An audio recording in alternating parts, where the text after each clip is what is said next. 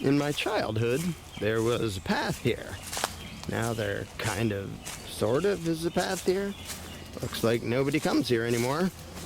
This could be you if you're not careful. Howdy, Larkin Rose here.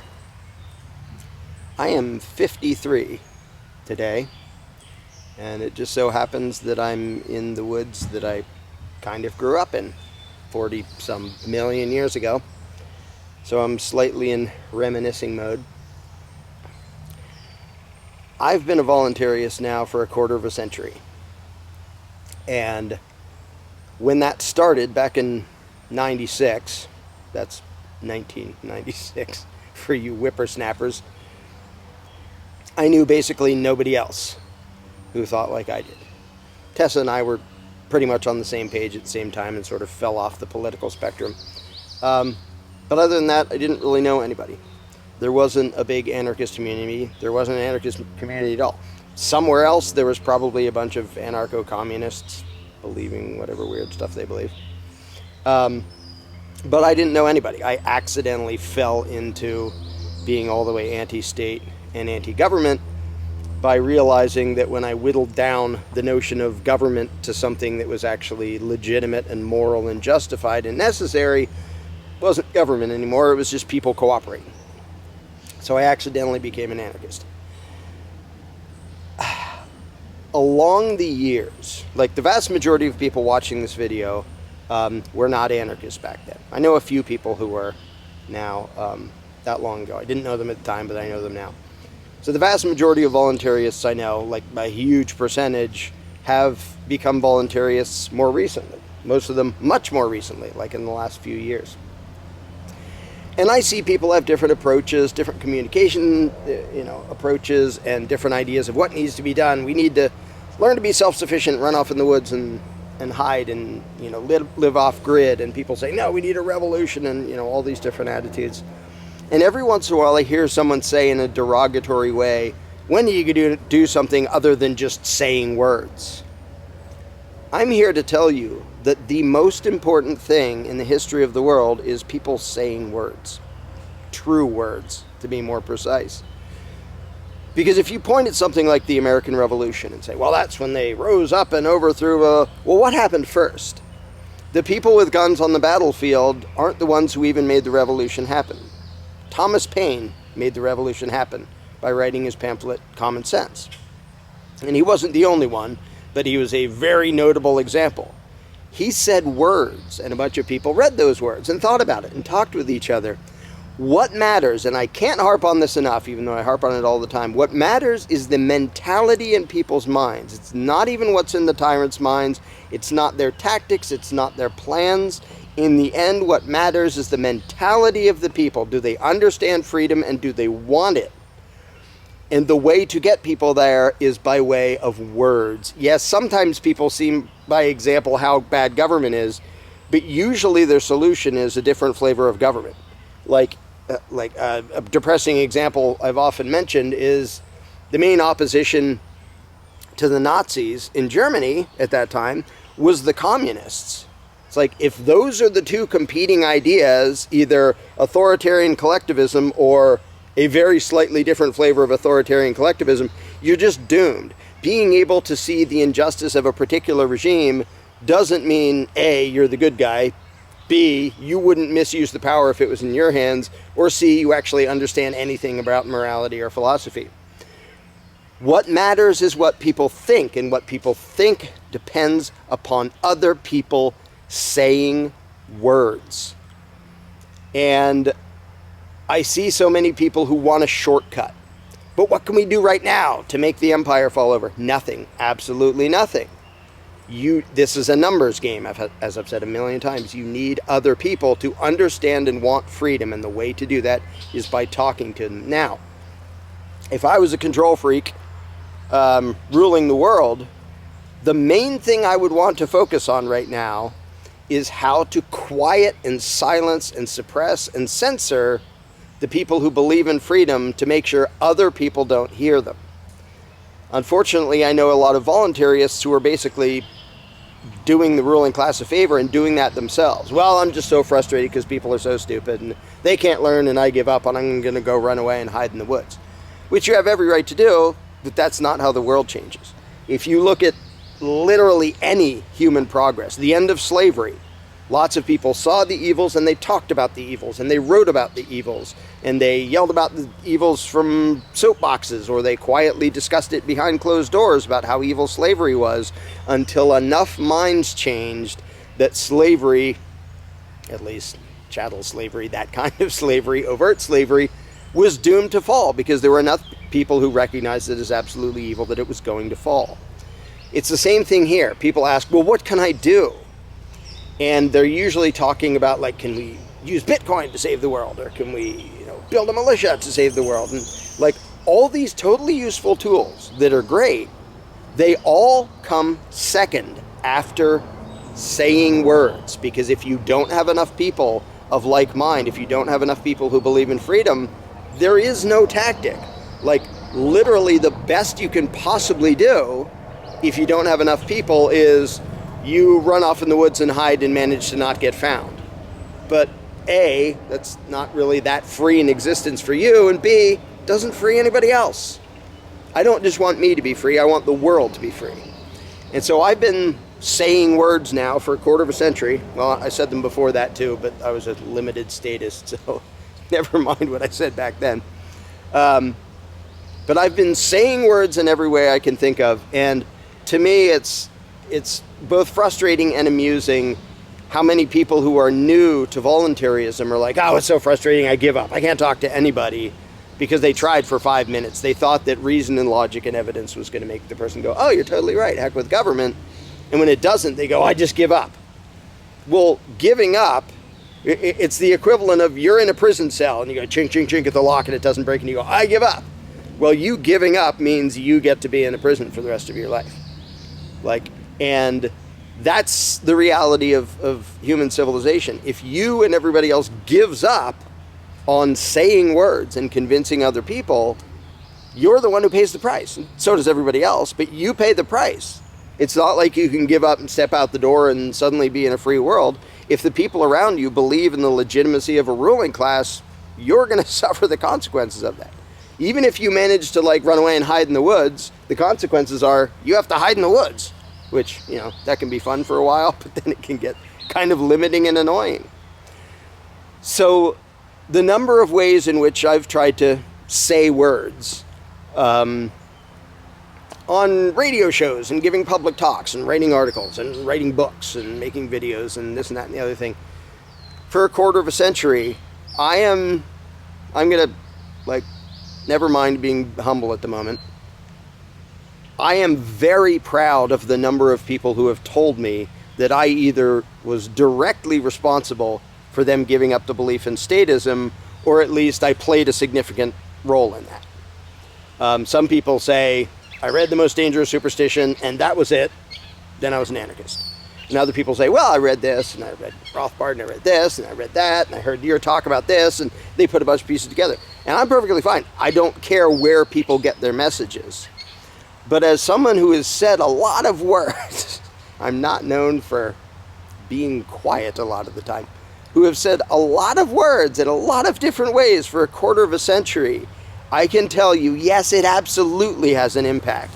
And I've said a lot of words to a lot of statists who either didn't pay attention, or at the time it didn't seem like they were paying attention, but I kept doing it anyway. And I kept saying the words to whoever would hear them, to wherever the ideas would register with people. And I think when people get frustrated with the fact that you can't just flip a switch and have everybody see through lies, it's easy to give up. It's easy to feel like, oh, it's hopeless talking to people. That is the one battle that matters.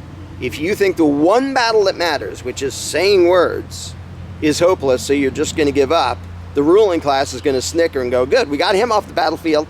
He doesn't matter anymore, or she doesn't matter anymore. That person shut up. Excellent. We don't care what they think. We don't care how dangerous. We don't care about anything else. They are no longer a threat because they are no longer communicating to our other subjects and slaves the idea that it's not okay for them to be subjects and slaves. And So it's such an easy thing to say words. The thing is, if you are emotionally invested in the outcome, in like, I have to talk this person into it, and it gets worse if it's somebody you know personally, a coworker, a family member, a spouse, heaven forbid, that would suck to be, an anarchist married to a statist. But if you're trying to convey words and you are personally offended if it doesn't work, you're personally frustrated if you can't get through to them, it can become this discouraging, stressful, exhausting thing, saying words. And I'm here to say words anyway. Try to emotionally disinvest in the outcome. Do what you can and let it be. And the other person will choose what to do with it, with what you're saying. Now, as most of you have probably heard, Amanda and I made the Candles in the Dark seminar, which can make you way, way, way, way better at getting the average person to consider the idea of a stateless society and to recognize the fact that the statism they were taught doesn't even match their own moral code. Never mind yours. Doesn't matter if what they believe matches what you believe. What they believe doesn't even match what they believe. So Candles in the Dark, I would strongly encourage people to do that. And the thing is, I see a lot of people saying, well, I've just given up on talking to people. Then you're not on the battlefield that matters. And if you have, die in a blaze of glory in a shootout with cops somewhere, that's not going to do any good. Sorry, it's sad, it might be righteous, it might be brave, but it's not going to do any good, because the thing that matters is what's inside people's heads, what they believe. And the main thing that affects what people believe is other people saying words. So I'm going to keep saying words. And a lot of people won't believe it or will respond in stupid, irrational ways. And some people will hear it, because a lot of people already have. And I totally do this. Like, when I look back at how frustrating it was for so long, and then I was caged for a year, for those of you who don't know that fun story, being caged for a year for not sending pieces of paper to the IRS.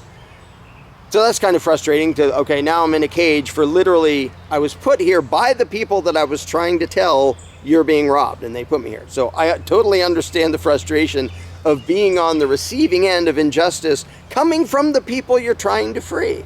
Yep, been there, done that. A lot of that for a long time. And I'm still doing it. And I'm still going to keep saying these words. But you have to be patient. You have to realize the mental inertia involved and what it takes to move humanity, the whole frickin' species, in the right direction. But we're doing it. Now I go to events where there are thousands and thousands of voluntarists. I didn't know any when I started this. And I sometimes like to ponder, in the end it doesn't matter in the slightest, but I like to ponder how many voluntarists today are that in part or in whole because of my efforts. And it's, like I said, in the end it doesn't matter. When their mind is free, it doesn't matter how they got there. But I like to know, for all the frustration it's been along the way, for being caged for a year, and talking to them blue in the face. And when I started and I was talking to just a sea of statists and they would have tantrums and it didn't seem like any of them were paying attention, to realize how many people, my favorite thing, and this may be a little bit pompous, but it's funny to me. My favorite thing is when somebody tells me, oh, the guy who got me into voluntarism and convinced me was this person. Have you heard of him? And I go, yeah, I've heard of him. I'm the reason he's a voluntarist. So they're sort of like my voluntarist grandchildren. It's like, because it passes on. Now, I'll never know, like, what an influence it had. Like, I know pretty many people have just told me outright. I'll never know exactly all the influences that, things go by way of this person. Like, and it doesn't really matter. But I can tell you that if your patience, yes, saying words can make a huge freaking difference. And if you're of the mindset that, oh, people are too stupid and they're too this and too that, were you born as or were you raised as a voluntarist, or were you raised as a statist? Because if you were a statist and believed statist things, you would probably respond in stupid, irrational ways too the first time you heard about voluntarism in a stateless society, and probably the second time, and the 10th and 20th time probably. It takes time, and it takes wearing away at the indoctrination. And if you're willing to give up because it's kind of frustrating, as someone who's done this for a quarter of a century, I can say, don't be a fucking wuss. All you have to do is say words. Yeah, sometimes people will be upset at you and angry at you, or they won't listen, or they'll respond irrationally. Whoop-de-frickin-do. Like, there were a lot of times in a lot of places where if you spoke out against the ruling class, they would freaking kill you. And I've been yapping my trap for a quarter of a century. They haven't killed me yet. They caged me for a while for saying things about the IRS that they didn't want said. But if all you have to do is put up with some people aren't receptive to the words I say, oh, boo frickin' who. Nobody's shooting at you. Nobody's caging you. Get off your butt and go out and say words. Now, you can say words on your own. You can come up with your own words. I'm pretty proud of, my book, The Most Dangerous Superstition. If you don't feel like you can formulate the words, but you have somebody who's willing to think about things, get a copy of The Most Dangerous Superstition and give it to them. I wouldn't use that as an introduction to somebody who's never thought about it, unless there's somebody who's, open to new ideas and reads stuff, which is like 1% of the population now. But there's a zillion videos out there. I'm going to mention my own and be totally self-serving. There are a gazillion other awesome ones out there. My favorite video is one I didn't make. It's made out of clips of talks I gave, but none of the talks I gave were as good as the compiled version that I forget who put it together.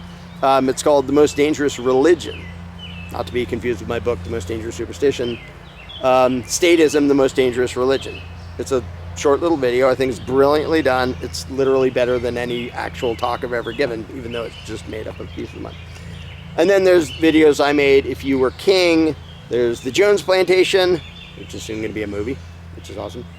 The Tiny Dot. A gazillion people have told me that watching The Tiny Dot changed their perceptions of reality, and it's just a dumb little animated thing. I'm going to forget them all, so I'm not even going to try to go through them. If you go to my YouTube channel, you'll see a zillion. And now, most importantly, and I'm still working on the mirror. I don't know how long that'll be. That'll basically, it'll say words for you if you're too lazy to get off your butt and do it yourself. So that's the ultimate thing I'm working on. So I don't even have to care whether you get up and say any words. But do. Get up and say words. It's not that big a cost. It's not that big a risk. If you're not completely thin-skinned of but they didn't listen. Well, whoop-de-frickin-do. Say it to somebody else. And in this environment, I can tell you, even the average person who's never heard of these things is way more open to these ideas than the average person was a quarter of a century ago when I started. I might as well have been at, trying to preach atheism in the Vatican or something, surrounded by absolute devout statists and everywhere. And now it's so much easier because people, even a lot of statists, when they respond, they're defensive and apologetic. Well, I think we need some government instead of you're a horrible, evil piece of scum for not bowing to the ruling class and kicking the boots of your oppressors. So, yeah, so I'm going to keep saying words.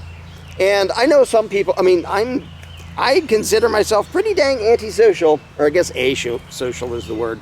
Because it's not like I hate society. I just prefer to avoid it most of the time. Like now.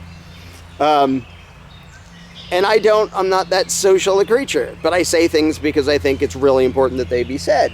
And if you don't like bringing it up or don't feel confident or whatever, use other people's stuff. Use my stuff. Use my books. Use other people's books or articles or talks or YouTube videos or whatever. Something that expresses what you think if you don't think you can express it quite that well. And if you do candles in the dark, I guarantee not only will you get way better at communicating, but it will be way more fun for you and no more stress. No more fighting with people and feeling stressed out and having them attack you. None of that. If you learn this method of controlling your own psychology by understanding theirs, it will make it suddenly a pain-free experience to talk to other people. And even all the way getting to the root of what really matters, that can be pain-free and stress-free and argument-free. So I'm 53 years old today. And I'm going to keep doing this. I don't plan on stopping. I'll shut up when I'm dead, which hopefully will be quite a while from now. So, yeah. Find your own way to say words or use My books, other people's books, my articles, other people's articles. Candles in the dark. I don't know any, I'll just be rudely, bluntly arrogant. I don't know any program in the world that comes close to Candles in the Dark as far as teaching people how to communicate these things. And if you haven't done it and you think you can guess what's in it, you're frickin' wrong. I guarantee you don't know what's in it if you haven't done it. You may guess bits and pieces, but without all the pieces put together and practiced to keep yourself in line, your chances of a successful conversation with other people are way, way, way lower. But even if you don't do it, even if you don't do Candles in the Dark, I mean, I'll put the links to all this stuff below. But if you don't learn the shelf, still go out there and say words. Because saying words is literally what changes the world. It's the thing that changes the world. And, you know, exciting movies are about revolutions. But revolutions don't happen without people saying words first. Peaceful protests don't happen without people saying words first.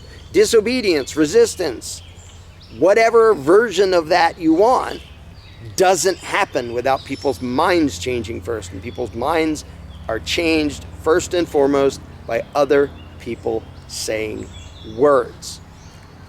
I'm going to keep saying words. Below I'll also put links if you want to contribute to my efforts to say words. Most of the ways in which I say words for free. You know, free videos and articles and this and that and the other thing, and don't charge anything and don't make anything from it.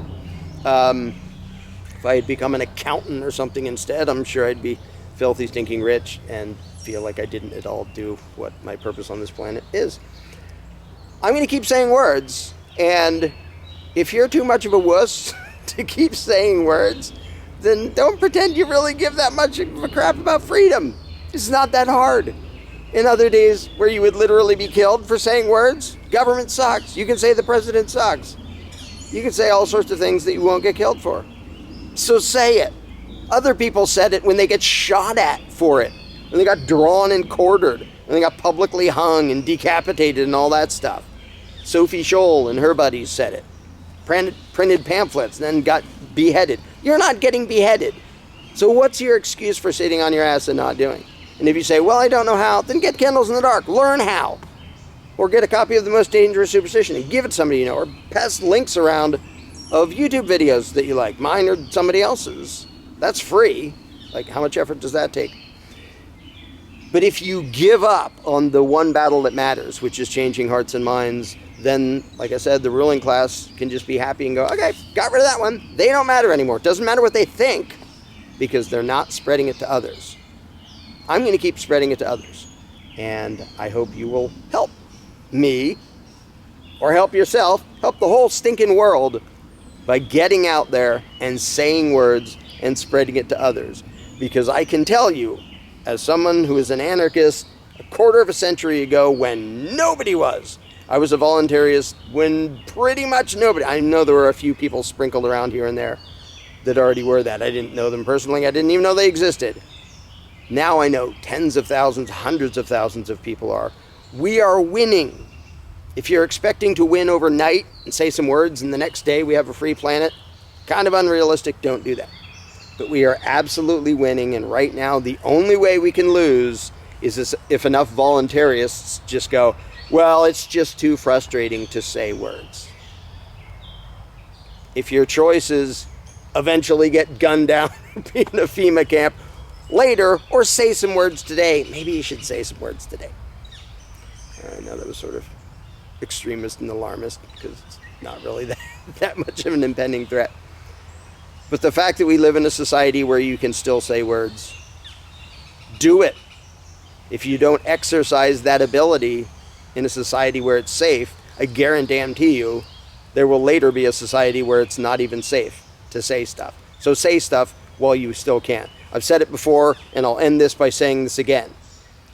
The day I don't dare to say what I think out loud in public is the day the ruling class should worry about me, because then I'm going to start shooting people. But right now, I'm saying words, because I can do that without getting murdered. And so can you. So do.